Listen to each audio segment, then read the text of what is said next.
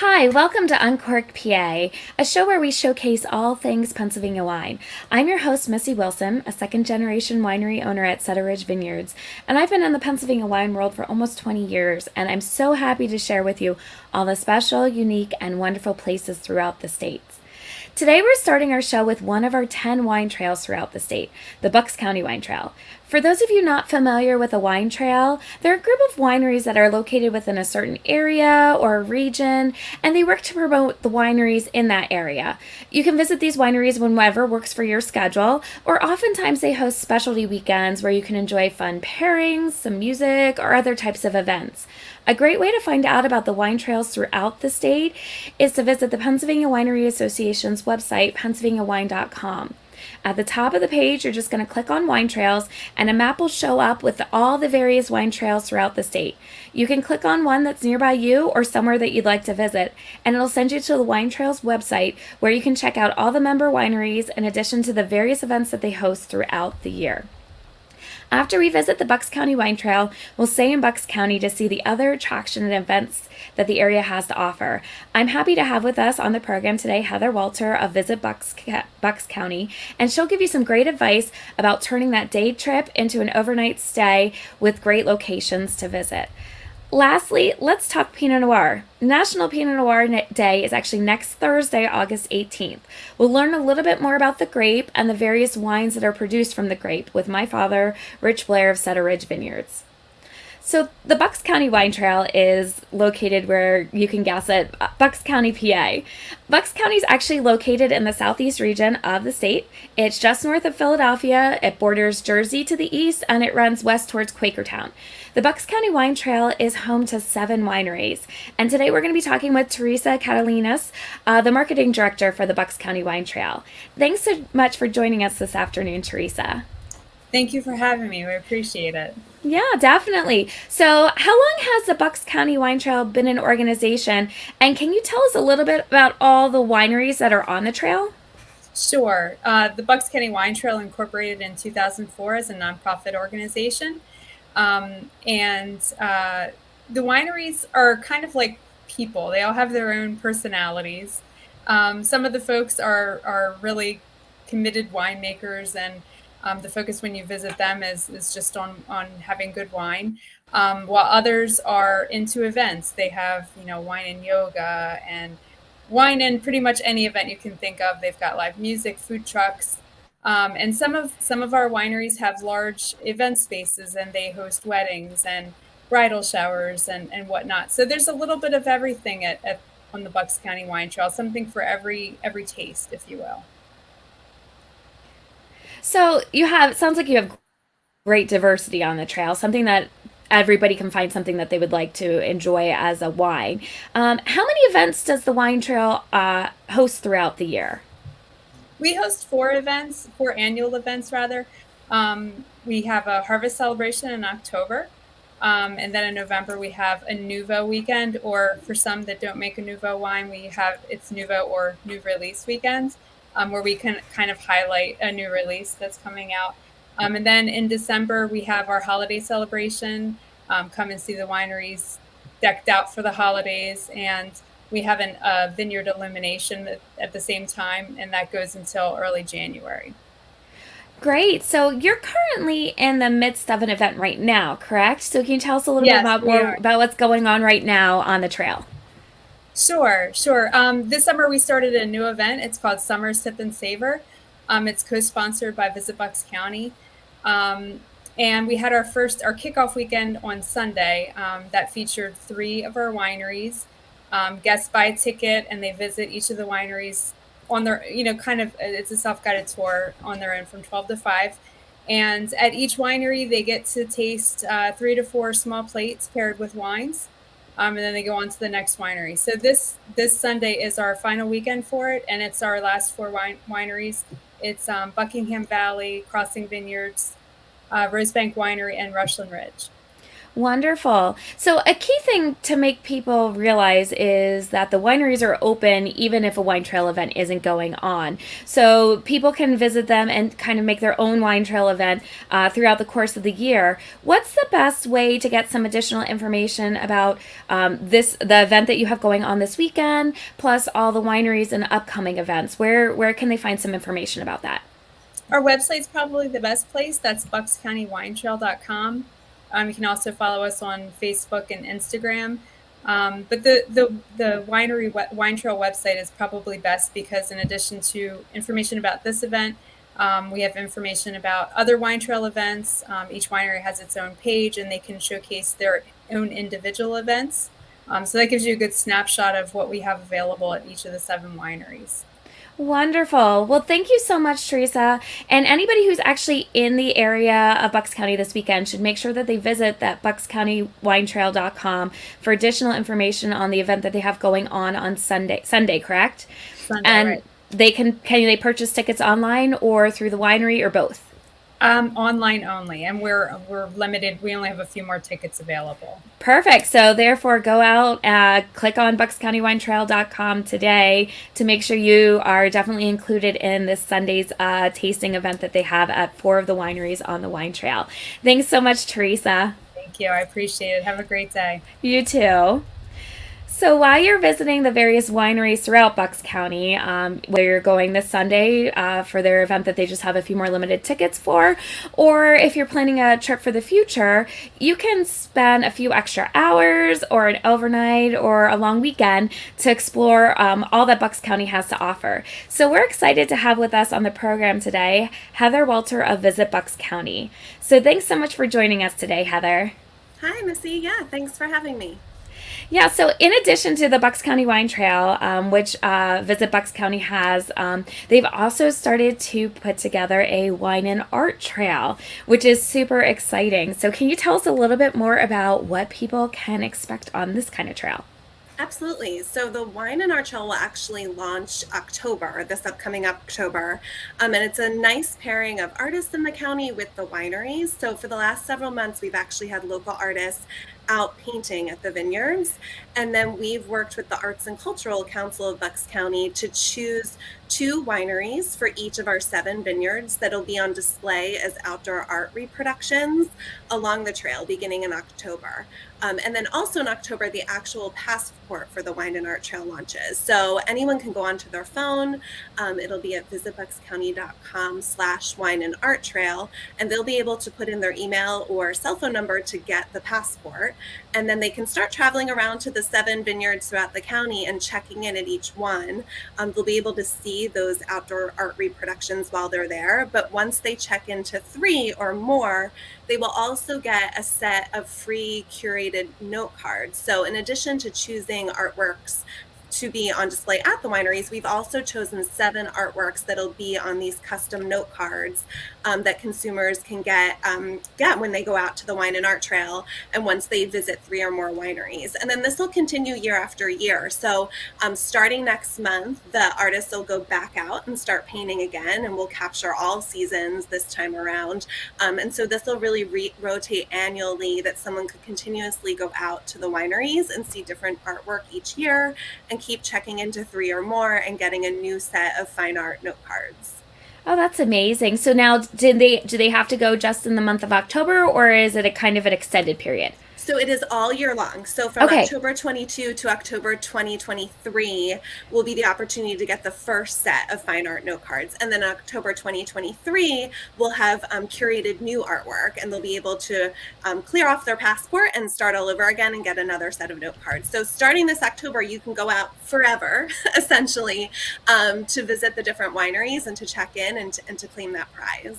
Wonderful. That sounds actually really amazing. And it's great because it's those extended periods. So if you do want to do a couple wineries, a month or, once a month, you can really spread out your trips and enjoy the beauty that Bucks County has to offer with regards to the vineyards and the artwork that people have done. So, Yeah, absolutely. In addition to that wonderful wine and art trail, which is beautiful and amazing, you actually have, I had noticed on your website, several fun driving tours. So if people really like to do something on their own pace and like take their own time, you have several that go throughout the county. One of which was really interesting to me because we have some of them up our way as well, is covered bridges. So you do a covered bridge tour. Yeah, absolutely. So we still have 12 remaining covered bridges throughout Bucks County, and they're really scattered throughout the 322 miles of Bucks County, so from lower to upper. So it's nice because you can do different legs of it at different times. You can pair it with a trip to a winery or stopping by New Hope or Doylestown or Percy. We even have a couple of covered bridges that sit in parks. So we have one that sits in Tyler State Park. So it's a nice little pairing if you're looking for something to do and kind of to build an itinerary. We're also coming up on the fall, so the Wine and Art Trail will be launching in the fall, and that's also a beautiful time to go out and see the covered bridges with all of the leaves changing, and really to spend a long weekend in the area. Yeah, that sounds great. And speaking of fall, with fall, there's also Halloween. And one of the interesting ones you have that maybe not as many people even think about is you have a haunted Bucks driving tour. We do. So Haunted is in, and we found that it's in all year round, but especially in the October months. So we do also have a haunted driving tour.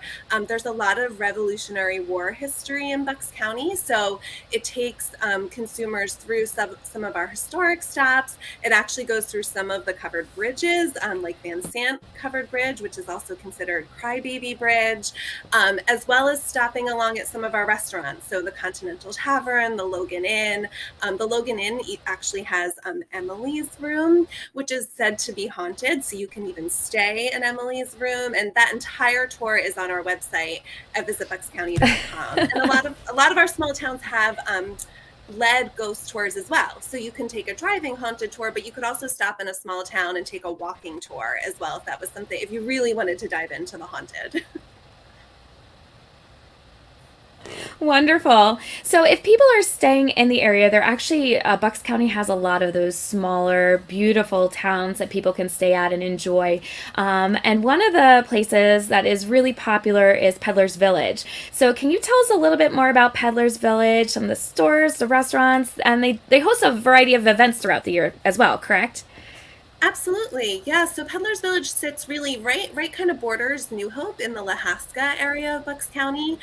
There are 65 unique shops throughout the village, including a winery and some breweries, but a number of restaurants and specialty shops. Peddler's just actually opened up Cloak and Wand, which is a store completely dedicated to witches and wizards and has that kind of Harry Potter feel. So if that's something that you're into, it's really neat and interactive. But there's also beautiful gardens and a gazebo. And so again, during the fall months, it's a great place to kind of just take a stroll and do some shopping. And it's really right in the heart of Bucks County where you can hit a bunch of different places on your way.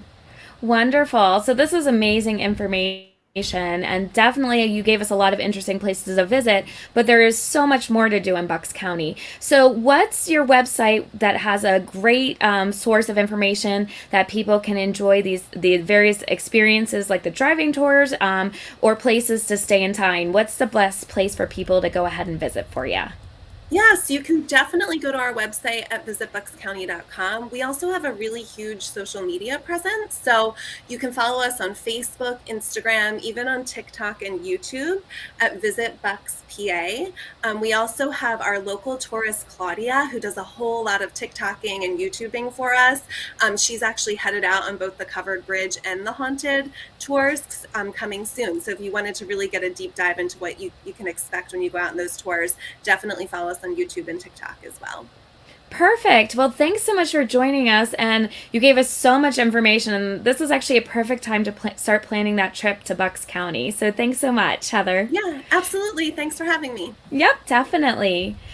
So that was a lot of information, a great place to tour. You have lots of wineries and lots of other things to do in Bucks County. So definitely worth more if you're not close by, definitely worth more than just that little day trip out to go see everybody. And October is National Wine Month, so it's a perfect time to visit Bucks County, especially if you enjoy art, to enjoy the wine and art trail throughout Bucks County. Plus, take in the beautiful foliage, and if you love the haunted, definitely the haunted car ride tour.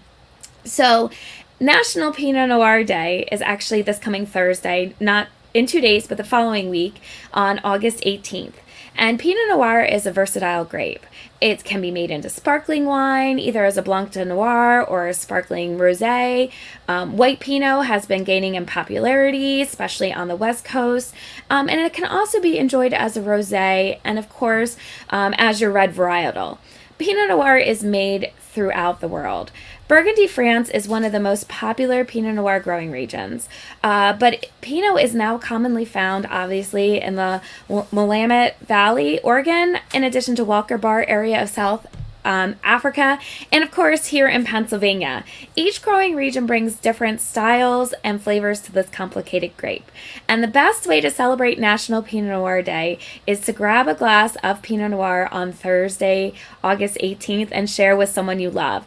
And you can definitely find Pinot Noir wines grown throughout Pennsylvania. Pinot Noir makes a beautiful wine, but it can be very complicated to grow and a very complicated wine to produce as well. And to give us a little bit more about the background of Pinot Noir, I'm really happy to have with us today my father, Richard Blair of Cedar Ridge Vineyards. So I'm going to scooch over, and Rich is going to join us.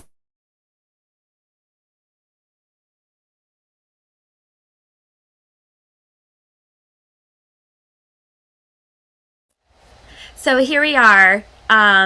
So thank you so much for joining us today, Dad. And I just wanted to say, first of all, you've been growing Pinot Noir for almost a quarter of a century now, planted in our original vineyard back in 1998.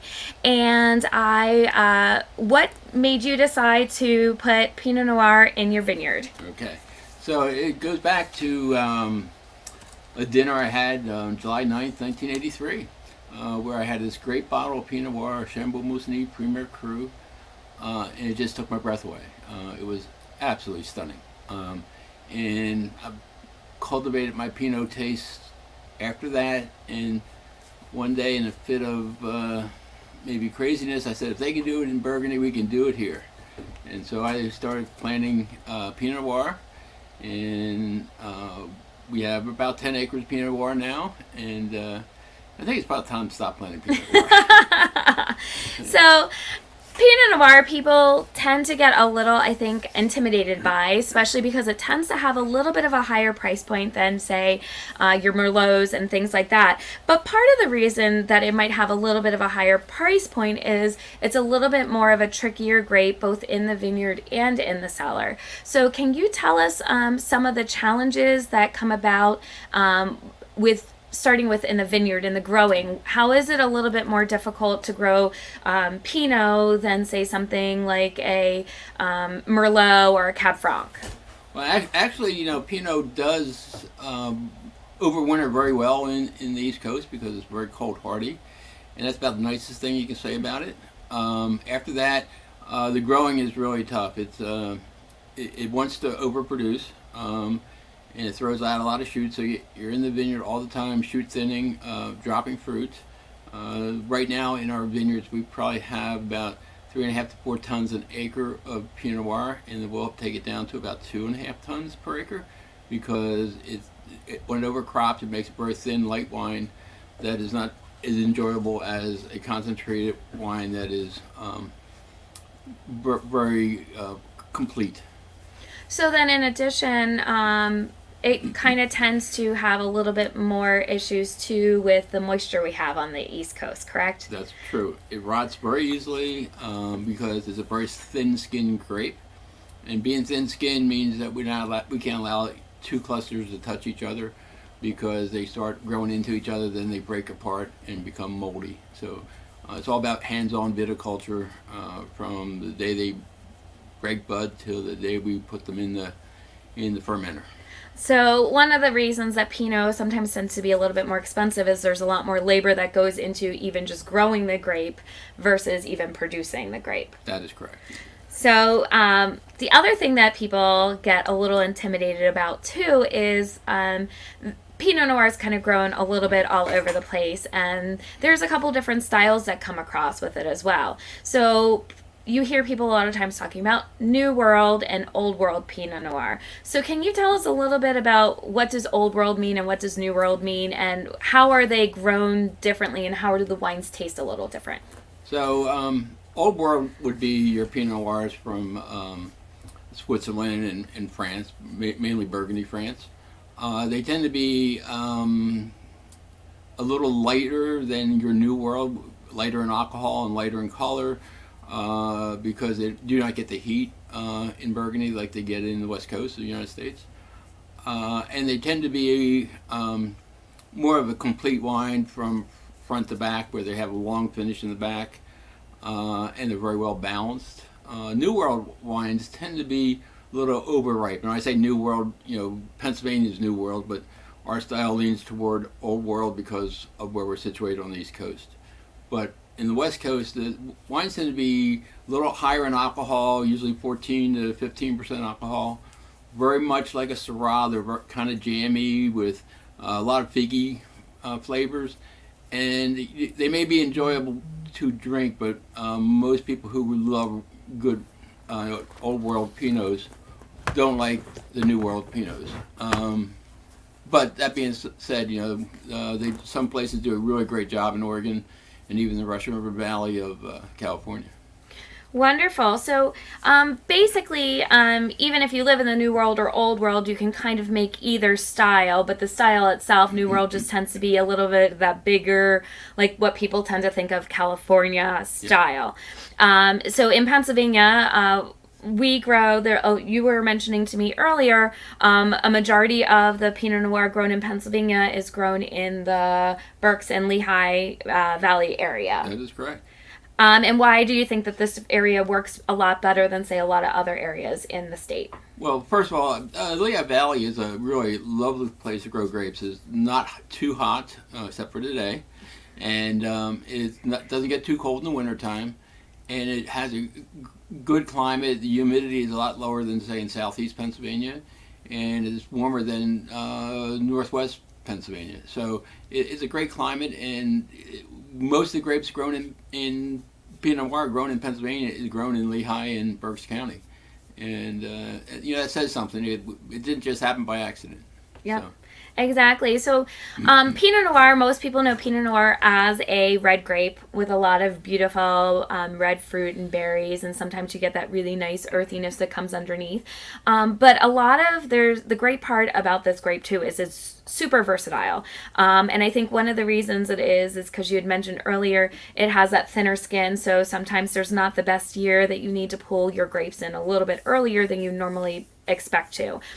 So one of the wines that has started to make its entrance really into the world and some popularity is white Pinot Noir, which is picked up in Oregon. We've actually produced it ourselves at Cedar Ridge. Can you tell us a little bit about like white Pinot Noir and kind of some of the flavors that come across with it?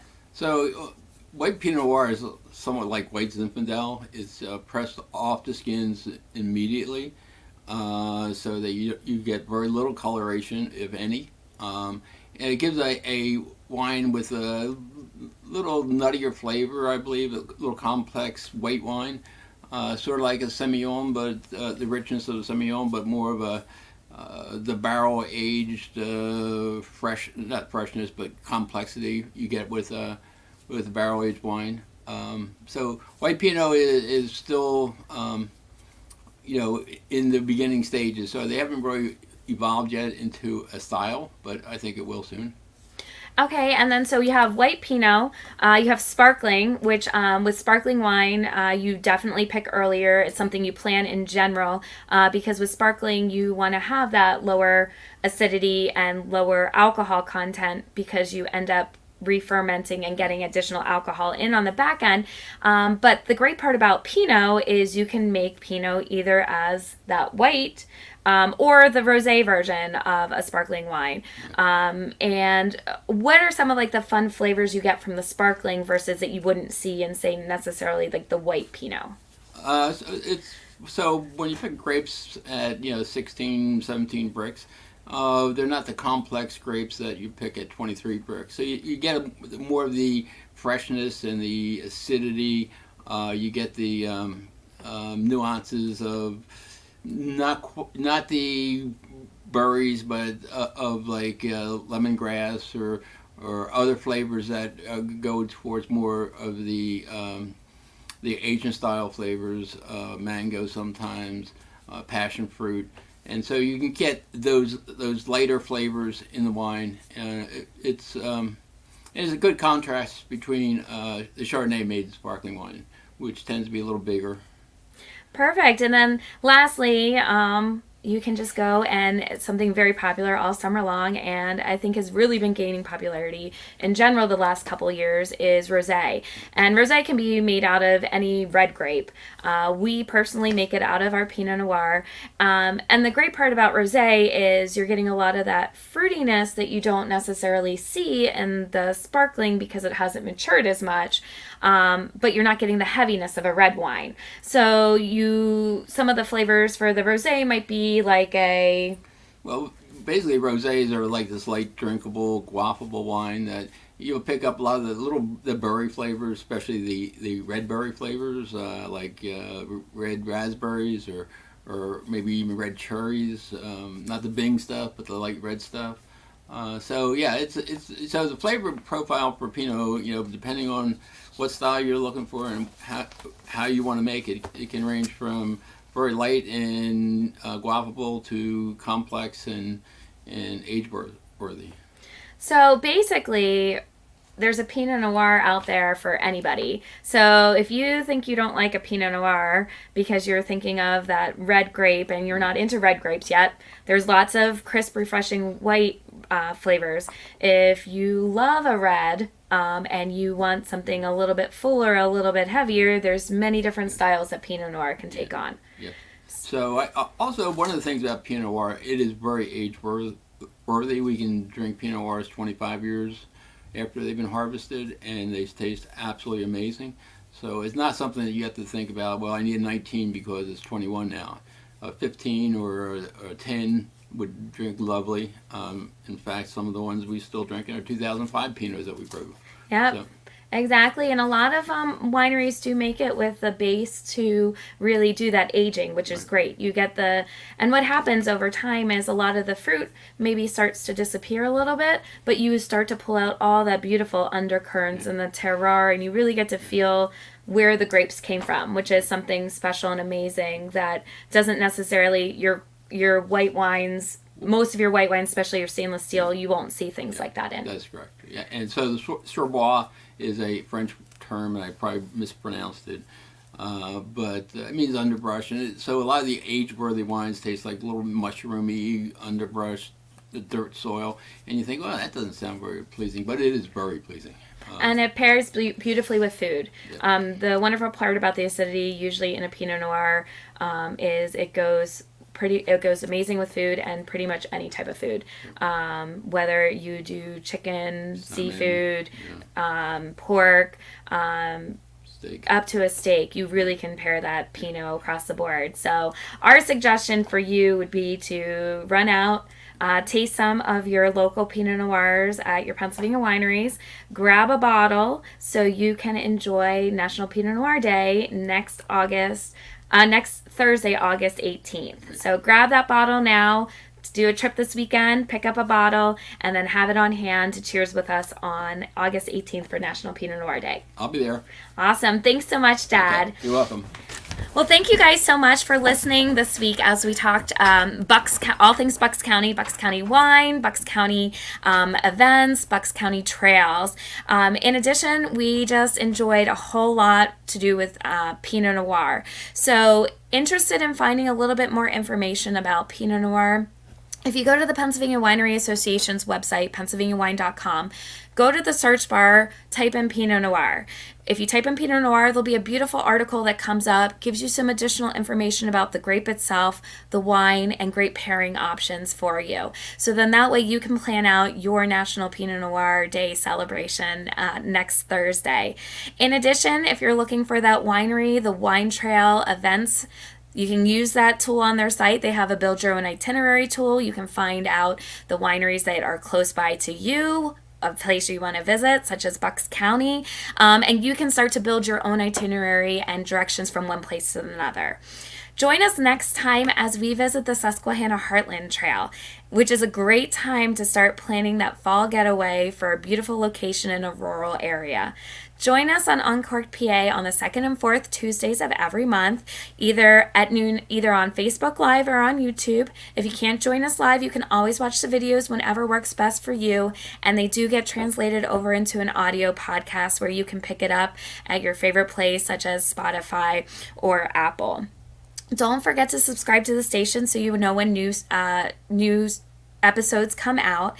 And we definitely want to thank the Pennsylvania Winery Association for supporting this program with grant money from the PLCB. And we look forward to sharing more hidden gems of the Pennsylvania wine world with you next time. Thanks and have a great day.